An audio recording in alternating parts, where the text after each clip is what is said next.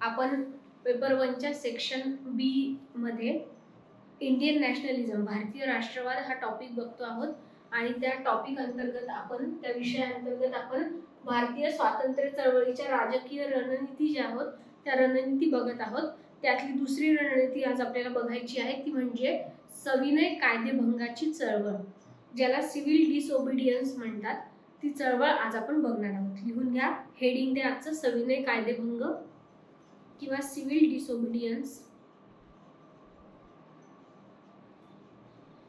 सर्वप्रथम महत्व लिहून घ्या, काय महत्व होतं या चळवळीचं। नंबर 1, अतिशय आक्रमक चळवळ। ही चळवळ अतिशय आक्रमक होती, अतिशय आक्रमक चळवळ। पुढे लिहा, आक्रमक म्हणजे कशा स्वरूपात होती ते पुढे कंटिन्यू लिहा नंबर 1च्या पॉइंट मध्येच। वसाहतवादी राज्य संस्थेस थेट आवाहन दिले। या चळवळीने काय केलं, जे ब्रिटिशांचा साम्राज्यवाद होता, जे ब्रिटिशांचा वसाहतवादी राज्य संस्था होती, त्यांना थेट आवाहन दिलं होतं।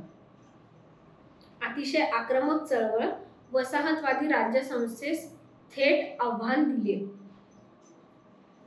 नंबर 2, गांधीवादी रणनीतीचे अतिउत्तम उदाहरण। नंबर 2, गांधीवादी रणनीतीचे अतिउत्तम उदाहरण।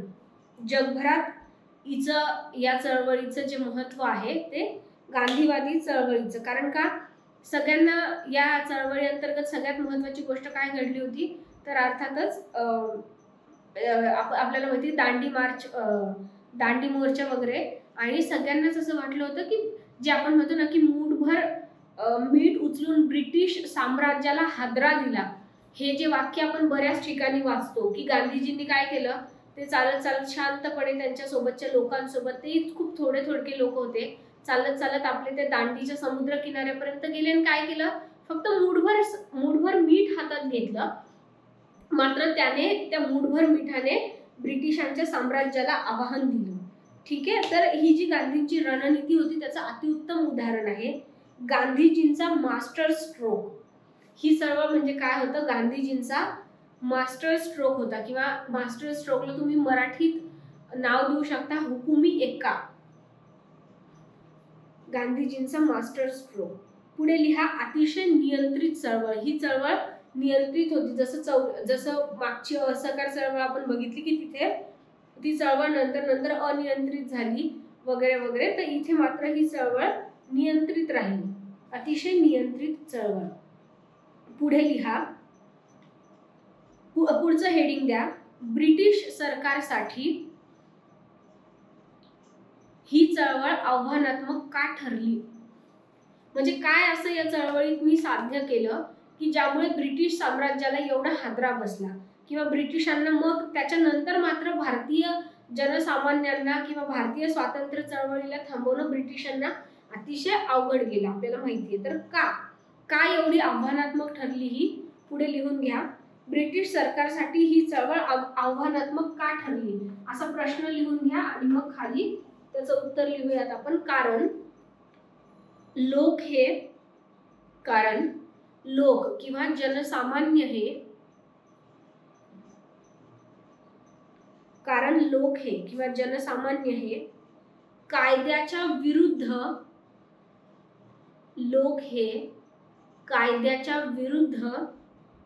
निषेध करत होते। कायद्याच्या विरुद्ध निषेध करत होते, यामुळे सरकारसमोर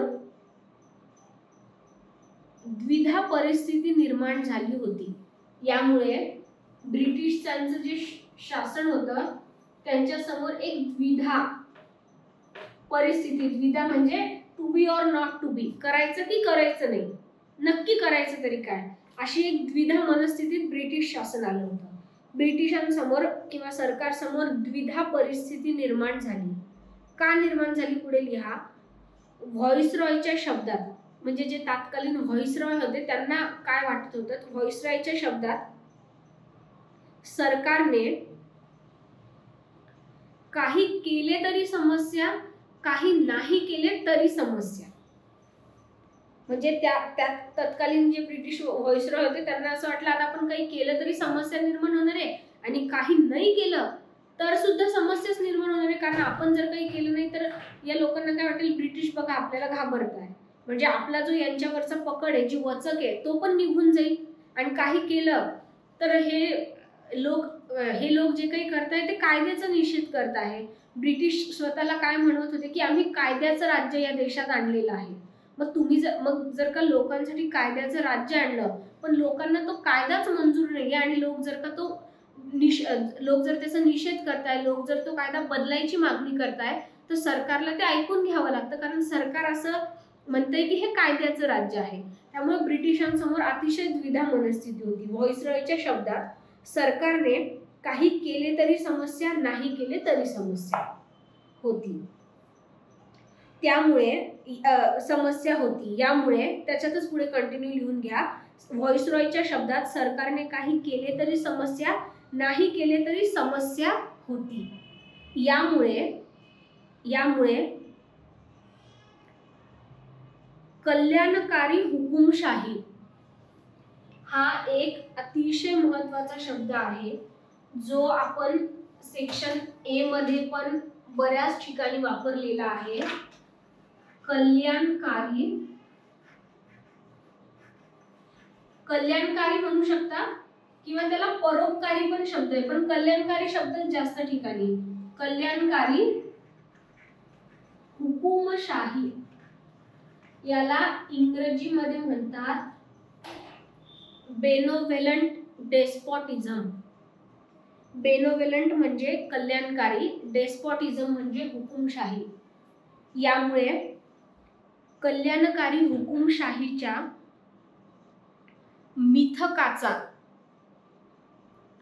मिथक म्हणजे काय? नॅरेटिव्ह. आपण आजकाल हा शब्द खूप ऐकतो आहोत. आजकालची आधुनिक राजनीती किंवा राजकारण समजून घेताना की सरकार काय करतं किंवा एखादा विशेष पक्ष काय करतो, तर एक नॅरेटिव्ह सेट करतं. तर तसंच ब्रिटिश जे शासन होतं ना, त्यांनी भारतीय जनमानसात एक नॅरेटिव्ह स्टेट केलं होतं. त्यांचं म्हणणं असं होतं की आम्ही हे जे राज्य चालवतो आहोत, हे कायद्याचं राज्य चालवतो आहोत, आणि या कायद्याच्या राज्यात आम्ही जी हुकुमशाही करतो आहोत, ती हुकुमशाही लोकांच्या कल्याणासाठी आहे, असं ब्रिटिशांचं म्हणणं होतं.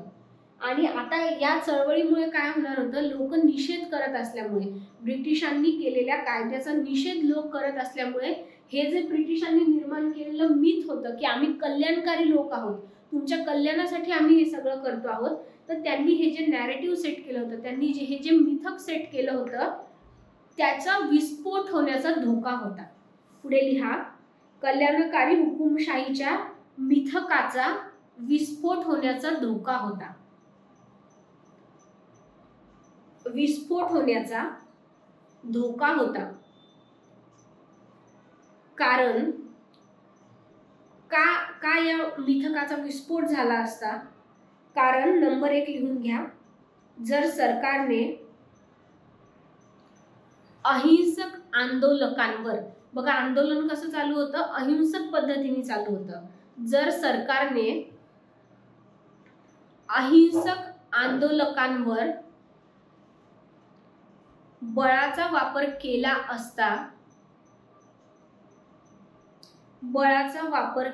असता तर त्यातून सरकारने वैधता गमावली असती. सरकारने वैधता हा एक अत्यंत महत्वाचा शब्द आहे. राज्यशास्त्र विषय जे कोणी शिकतं त्यांना ही वैधतेची संकल्पना माहित असणं गरजेची आहे. पेपर 1 मध्ये जेव्हा आपण पॉलिटिकल थिअरीज शिकतो, त्या थिअरीमध्ये राज्यसंस्थेच्या वैधतेचा सिद्धांत हा एक अत्यंत महत्वाचा सिद्धांत आहे, आणि दरवर्षी कंपल्सरी याच्यावर प्रश्न येतो. आणि त्यापेक्षाही महत्वाचं की प्रश्न येतो ते तर ठीक आहे, किंवा समजा एखाद्या वर्षी प्रश्न नाही जरी आला, म्हणजे UPSCत प्रश्न येतो, समजा प्रश्न नाही जरी आला तरी आपण राज्यशास्त्र या विषयाचं उत्तर लिहिताना या अशा काही ज्या राज्यशास्त्राच्या थिअरीज आहेत, या राज्यशास्त्राचे जे काही सिद्धांत आहेत, त्या शब्दाचा वापर करून आपण जर आपलं उत्तर लिहिलं तर ते आपलं उत्तर जास्त सबस्टॅन्शिएट होतं. त्यामुळे हे असे खूप महत्त्वाचे शब्द, काही कीवर्ड्स किंवा एक प्रश्न, एक पूर्ण कीवर्ड्सच तयार होतात आपले. राज्यशास्त्र या विषयाचे असे काही महत्त्वाचे कीवर्ड्स आहेत. तर इथे आपण म्हणतो आहे की सरकारने वैधता गमावली असती. मी परत एकदा सांगते, जर सरकारने अहिंसक आंदोलकांवर बळाचा वापर केला असता तर त्यातून सरकारने म्हणजे ब्रिटिश सरकारने वैधता गमावली असती. याचा अर्थ काय होतो? याचा अर्थ हा होतो की एकतर सरकारने कायदा केला, कशासाठी केला? लोकांचं कल्याण करण्यासाठी केला असं ब्रिटिशांचं म्हणणं होतं. पण तुम्ही निर्माण केलेल्या या कायद्याचा लोक निषेध करता आहे आणि शिवाय तो सुद्धा अहिंसात्मक मार्गाने, शांततेच्या मार्गाने तुम्ही तो निषेध करताय. आणि अशा त्या जनसामान्यांना निषेध करण्यापासून परावृत्त करण्यासाठी जर का तुम्ही त्यांच्यावर बळाचा वापर करताय तर लोक त्या सरकारला घाबरतील का? लोक त्या सरकारचं ऐकतील का? ही अशी दडपशाही लोक सहन करतील का? तर अर्थातच नाही. त्यामुळे सरकारने वैधता गमावली असते. बरोबर. मुळात वैधता म्हणजे काय? आपण काय म्हणतो की सरकारला हा हक्क कोण देतं की आमच्या वतीने तुम्ही राज्यकारभार करा. हे सरकारला कोण सांगतं? तर आपण सर्वसामान्य लोक सांगतो ना. आजच्या काळात जेव्हा आपण बघतो की जे सरकार आहे त्यांना निवडून कोण देतं? आपण लोक देतो. आणि मग आपल्या वतीने सरकार कायदा करतं ना. मग एखादा म्हणजे ते जे सरकार असतं त्याला वैध कोणी केलेलं असतं, त्याला वैधता कोणी मिळवून दिलेली असती? तर ती जनसामान्यांनी मिळवून दिलेली असती. पण हेच सरकार जर का जनसामान्यांच्या विरोधात वागत असेल तर सरकार काय करतं? त्या सरकारची वैधता काढून घेतं. म्हणजे काय? निवडणुकीत त्या सरकारला लोक मतदान करत नाही. ते त्यांना असा संदेश देतं मतदानातून की तुम्ही आमचं शासन करण्यासाठी योग्य नाही आहात. आम्हाला आमचं शासन किंवा आमच्या जनकल्याणाची जबाबदारी तुम्हाला द्यायची नाहीये. तो अधिकार आम्ही तुमच्याकडनं काढून घेतो आहोत. त्याला आपण म्हणतो वैधतेचा सिद्धांत, राज्यसंस्थेच्या वैधतेचा सिद्धांत. हा वारंवार बऱ्याच ठिकाणी येतो, नीट व्यवस्थित लक्षात ठेवा.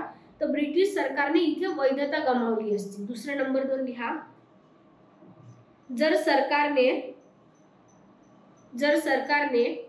कायद्याचा भंग करू दिला असता तर, जर सरकारने कायद्याचा भंग करू दिला असता तर यातूनही त्यांनी आपली अधिसत्ता गमावली असती. जर सरकारने कायद्याची अवज्ञा हा सुद्धा एक शब्द आहे, कायद्याची अवज्ञा म्हणजे आज्ञा न मानणं, जी सरकारने आज्ञा दिलेली ती न मानणं. जर सरकारने कायद्याची अवज्ञा किंवा भंग करू दिला असता तर तरीही यातून त्यांनी आपली अधिसत्ता गमावली असती, सरकार कोसळले असते. तरी सुद्धा त्यांनी आपली अधिसत्ता गमावली असती, सरकार कोसळले असते. हा जो वैधता नावाचा शब्द आहे त्याला अधिसत्ता हा एक दुसरा पर्यायी शब्द आहे. अधिसत्ता आणि वैधता एकच शब्द आहे, एकच संकल्पना आहे. थोडासा त्याच्यात फरक आहे, ते आपण पेपर 1च्या सेक्शन ए मध्ये बघितलेलं आहे. ठीक आहे. हे 2 कारण झाले. म्हणजे आपण काय बघत आहोत की ही जी परोपकारी हुकुमशाहीचं जे ब्रिटिशांनी मिथक बनवलं होतं तर त्या मिथकाचा विस्फोट होऊ नये म्हणून त्यांना बळाचा वापर करायचा होता. पण त्यांनी तो केला असता तरी त्यांच्यासमोर प्रॉब्लेम होता, नाही केला तरी त्यांच्यासोबत प्रॉब्लेम होता. तर त्याचं काय कारण होतं? विस्फोट होण्याचा काय धोका होता? याची ही 2 कारणं होती. ठीक आहे. पुढे पॅरेग्राफ मध्ये लिहा, म्हणजे नवीन पॉइंट सुरू होतोय आता. असं पॅरेग्राफ वाईज लिहत जा तुम्ही, म्हणजे लक्षात येईल. पुढे लिहा. म्हणूनच ब्रिटिशांना गांधीजींना अटक करण्यासाठी खूप वेळ घ्यावा लागला. म्हणूनच ब्रिटिशांना गांधीजींना अटक करण्यासाठी खूप वेळ घ्यावा लागला. म्हणजे हे आपल्याला लक्षात आलं की सरकारने काही केलं असतं तरी प्रॉब्लेम, नाही केलं असतं तरी प्रॉब्लेम. म्हणजे एकीकडे लोक कायद्याचा निषेध बाळगत नाही, लोक कायद्याचं पालन करत नाहीये तर त्यांच्यावर कारवाई करावी तरी पण प्रॉब्लेम, आणि नाही कारवाई करावी तरी पण प्रॉब्लेम. आणि मग अशा वेळी या चळवळीचं मुख्य कोण होतं तर गांधीजी. गांधीजींचं काय करायचं, त्यांना अटक करायची की नाही? बरं अटक करायची तर नक्की त्यांचा गुन्हा काय? त्यांनी तर काहीच केलं नाही, त्यांनी तर फक्त एक मूठभर मीठ हातात घेतलं. तर असा प्रश्न ब्रिटिशांना पडला. तर म्हणूनच ब्रिटिशांना गांधीजींना अटक करण्यासाठी खूप वेळ घ्यावा लागला. यातून पुढे लिहा, यातून चळवळीची वाढ होण्यास वेळ मिळाला. यातून चळवळीची वाढ होण्यास वेळ मिळाला आणि चळवळ देशव्यापी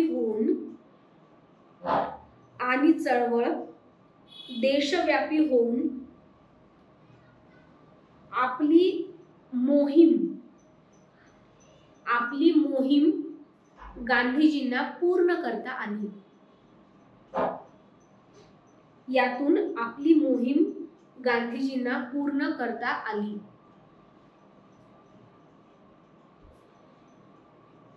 म्हणजे गांधीजींना ब्रिटिशांनी पटकन अटक केली नाही. मग काय झालं, हे जे कायदे भंग करण्याचं हे जे लोन होतं ते देशभर पसरत गेलं आणि मग त्यामुळे काय झालं, लोकांना ही जी सवय गांधीजींना लावायची होती की जे चुकीचे अन्यायकारी कायदे आहे त्याचा भंग करण्याचा पूर्ण हक्क अधिकार आपल्याला आहे, यासाठी लोकांना तयार करण्याची गांधीजींची जी मोहीम या चळवळी अंतर्गत त्यांनी ठेवली होती, ती मोहीम किंवा ते उद्देश पूर्ण करण्याची त्यांना संधी मिळाली किंवा तो उद्देश त्यांना पूर्ण करता आला. पुढे लिहा, एकदा गांधीजींनी आपली मोहीम पूर्ण केल्यावर किंवा आपला उद्देश पूर्ण केल्यावर, एकदा गांधीजींनी आपली मोहीम पूर्ण केल्यावर त्यासारख्याच इतर मोहिमांचेही आयोजन होऊ लागले. म्हणजे एक मोहीम पूर्ण झाली की पुढची, दुसरी झाली की तिसरी किंवा त्यासारख्याच तशाच समान उद्दिष्टांच्या अजूनही काही मोहिमा मग पॅरलली सुरू झाल्या. त्यासारख्याच इतर मोहिमांचे आयोजन होऊ लागले. यामुळे गांधीजींना अटक करणे अधिकच अशक्य होऊ लागले. यामुळे गांधीजींना अटक करणे अधिकच अशक्य होऊ लागले.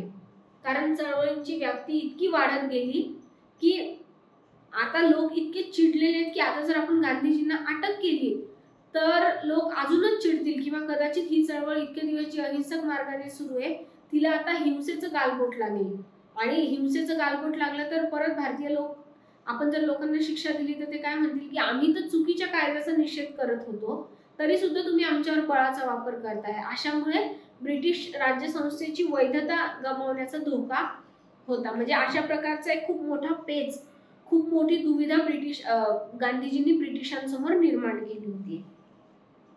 पुढे लिहा, त्यामुळे गांधीजींना अटक करणे अधिकच अशक्य होऊ लागले. मात्र सरकारने त्यांना अटक केलीच, पण तरी सुद्धा गांधीजींना अटक या दरम्यान झालीच होती. लिहा, मात्र सरकारने त्यांना अटक केलीच, पण त्यातून अधिक कठोर आंदोलने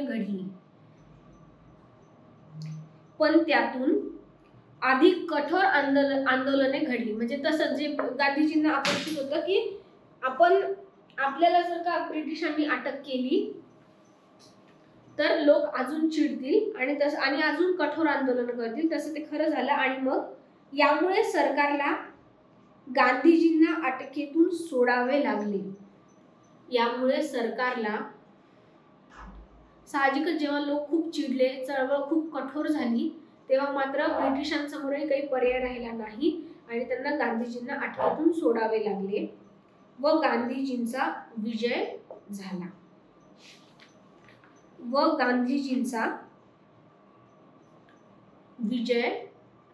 म्हणजे गांधीजींना जे साध्य करायचं होतं ते त्यांनी साध्य केलं. ठीक आहे, या सविनय कायदेभंग चळवळीचा पुढचा भाग जो आहे तो आपण पुढच्या लेक्चरमध्ये बघूया.